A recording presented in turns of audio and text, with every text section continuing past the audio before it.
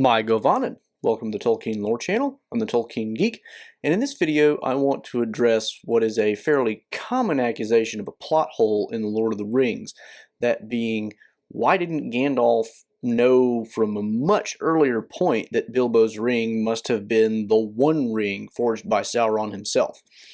Now there's reason to fall for this, because if you're a somewhat careful reader, you may pick up on some things that Gandalf says, especially in the Council of Elrond, that make you go, well, if it was that easy, why didn't you figure this out sooner? But there are some good reasons why Gandalf doesn't figure it out sooner. So I'm going to start by setting up the apparent plot hole, and then I'm going to finish by showing the resolution why it's not a plot hole. So with that said, let's take a look. So the alleged plot hole basically comes about because Gandalf in the Council of Elrond basically tells the entire council in answer to a question by Galdor of the Havens, you know, there are 3 rings for the Elven Kings, there's 7 for the Dwarf Lords, and there's 9 for mortal men. We know where the 9 are because the Nazgul hold them. The 7 are taken or destroyed, which is kind of the same thing he tells Frodo much earlier. Either they were destroyed by dragonfire or they were recovered by Sauron in the course of time. And then the 3 we know of, he says, which basically means we know that they're still held by, you know, whoever they're held by, and we're not going to talk about that. Elrond also says in the council it's not permitted to speak of that. Like, some people are in the know, but we're not telling anybody where they are. And then Gandalf basically says, so what is this One Ring that Sauron desires so greatly? And he's making a reference there to some earlier things that are in the Council of Elrond, especially a reference to Glowin's tale of this mysterious rider who comes to the gates of Erebor, basically offering huge amounts of reward if the dwarves can give Sauron this one trifle of a ring that he fancies that, you know, someone, you know, that they knew named Bill Baggins of the Shire, you know, had at one point. Of course, at this point, Sauron has already captured Gollum and gotten Baggins and Shire out of him. That's kind of all the information they have to go on. So Sauron is trying to basically force it out of their hands, offering a huge reward, including rings of, you know, in exchange, rings such as the ones that their forefathers held. So he's probably implicitly promising, hey, those dwarven rings that haven't been destroyed by dragonfire, you can have those. Plus you can have Moria. Plus you can, you know, he's throwing out all this stuff. And he's saying, if you don't agree, well, things won't be so nice. So implicitly, there's, well, not very implicit, it's not exactly a veiled threat. I mean, he's got a carrot and a stick, and the carrot is a huge carrot. He's offering them 3 great rings in exchange for this one ring that is a trifle that Sauron just happens to fancy, because it's just a token of your goodwill. And of course, Gandalf is alluding to this and not really expounding on it, but it, you know, anybody can pick up on the fact that it's like, why does Sauron want this ring so badly? Another thing, of course, that Gandalf mentions is the fact that, you know, the fact that Frodo has been pursued so hotly from the Shire is another indication that Sauron wants this particular ring really badly. And so the point being, we know where the other rings are. What is this one that he wants so bad? It must be the one. That's the only really logical option left. Now, the semi-careful reader will pick up on this and notice that Gandalf has basically said, these are the rings. We know where all of them are except one. Sauron wants this one. It must be that one. And of course, going back to the conversation Gandalf has with Frodo in one of the earlier chapters, he talks about the fact that, you know, the rings make you invisible and all this stuff. And Gandalf has known for basically 77 years at this point, because he knew about Bilbo's ring at the end of The Hobbit. 60 years passed between the end of The Hobbit and the beginning of the Fellowship of the Ring, and then another 17 years passed between Bilbo's farewell party and Frodo setting out. 77 years have gone by. He knows this ring confers invisibility. He knows, apparently, where all the other rings are. Where then, what else could this ring be? You know, that seems obvious that this has to be the one ring, and yet Gandalf doesn't pick up on it for forever. So that's the essential nature of the alleged plot hole. Now I'm going to explain why it's not a plot hole.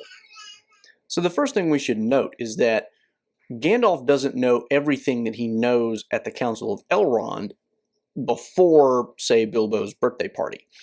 And one of the first things that he doesn't know is that the enemy is pursuing this ring. A lot of this information literally just came out at the Council of Elrond. That doesn't itself solve the problem, of course, because you still have the issue of this ring grants invisibility, and it's clearly therefore a magic ring, and that therefore seems to put it within the context of Gandalf's logical deduction of there's these magic rings. We know where all these other magic rings are, so there's only one left, and it's the one that Bilbo has. Must be, right? So that doesn't solve the problem, but when you add in one extra factor, it does, and I'm going to get to that last. Another reason why Gandalf would not have necessarily picked up on this sooner is because Saruman, in all his past dealings with the White Council, has constantly assured them multiple times the ring is gone. It has fallen into the river, and since that time when Isildur lost it in the river, it's rolled down into the ocean and it's gone forever. Nobody's ever going to touch that thing again.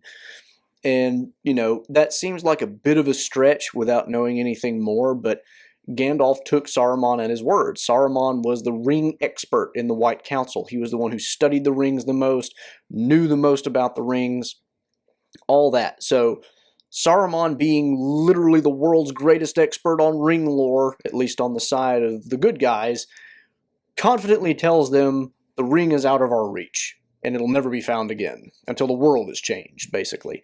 So Gandalf takes him at his word. It still makes you wonder, though, because Gandalf has this premonition of something bad happening, and he's trusting Saruman despite what seems to be the logically forced conclusion. But the reason, and this is the main piece of evidence that makes this not a plot hole, the main reason this is not a logically forced conclusion is the fact that the 9, the 7, the 3, and the 1 are not the only magical rings in the Lord of the Rings universe. There are many other lesser rings, and the very careful reader will have picked up on this, because there's at least 2 references to these lesser rings in the story. One of them is, again, back at that passage where Gandalf is telling Frodo about the history of the rings in general, and also in the same section where he's quoting Saruman in the Council of Elrond. In the earlier passage with Frodo, he talks about how, you know, the early essays in the craft of ring making were the lesser rings, and he said they were basically like toys to the elves. They didn't really matter much to anybody. But, he says, they would still prove dangerous to mortals in my mind.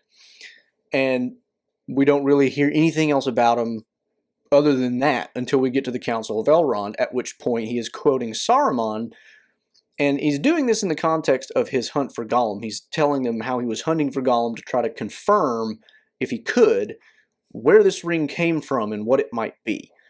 And he's telling them the story, and he says, and then I thought of something that Saruman had said at a White Council meeting, which might render finding Gollum completely unnecessary, so I abandoned the chase.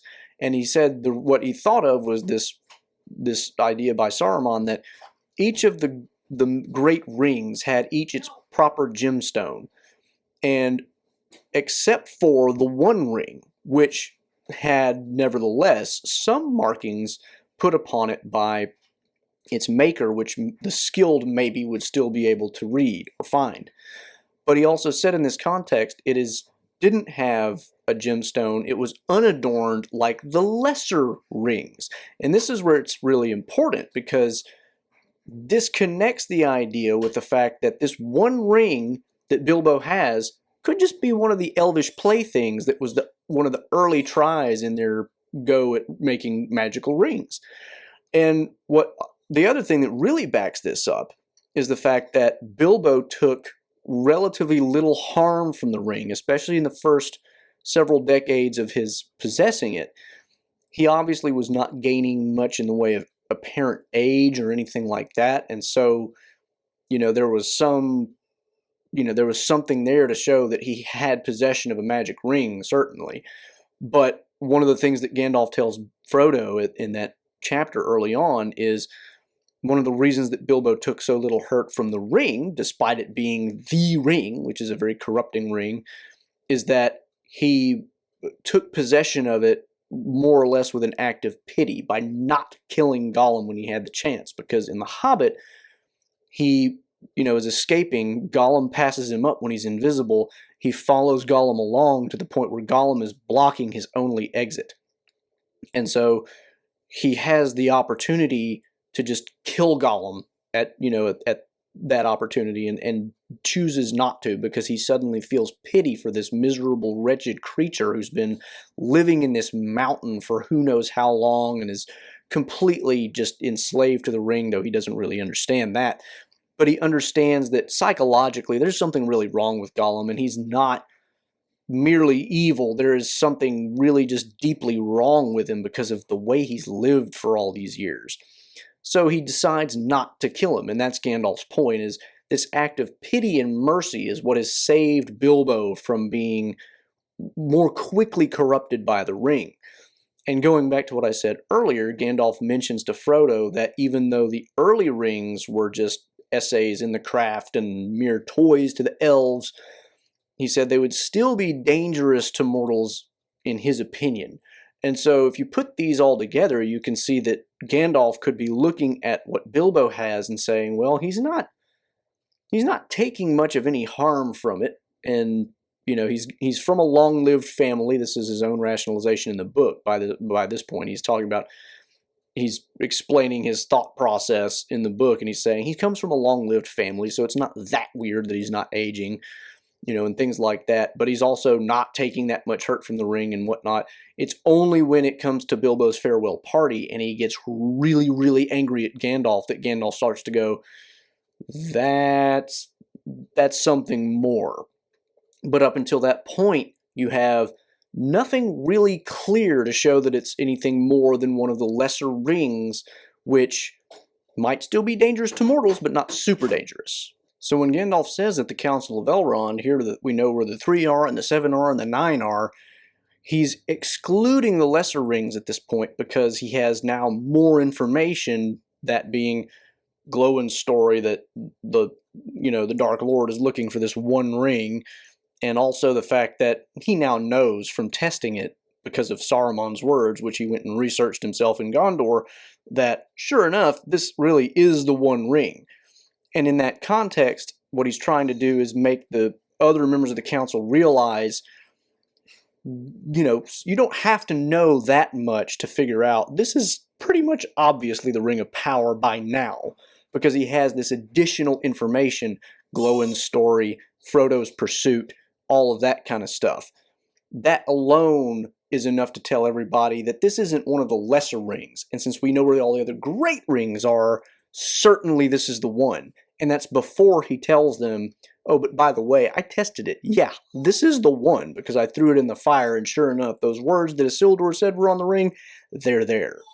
Main point being, though, Gandalf is not here being completely obtuse for the whole passage of time of, between the Hobbit and when we get to the Council of Elrond.